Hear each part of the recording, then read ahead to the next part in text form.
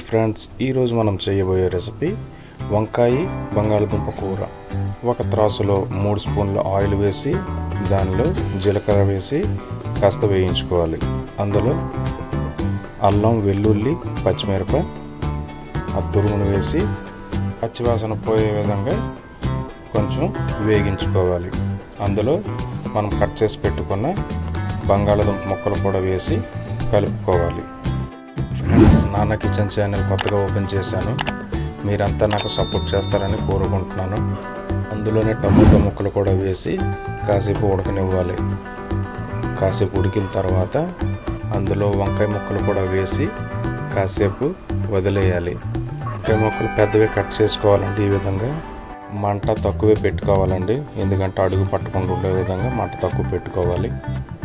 అందులోనే ఇది బాగా కలుపుకున్నాక 1 టీ స్పూన్ కారం పొడి, 1/2 టీ స్పూన్ పసుపు, 1 టీ స్పూన్ ధనియాల పొడి, రుచికి తగ్గ ఉప్పు వేసుకొని తటికి మసాలా పట్టే విధంగా మొత్తం చక్కగా కలిపేయాలి.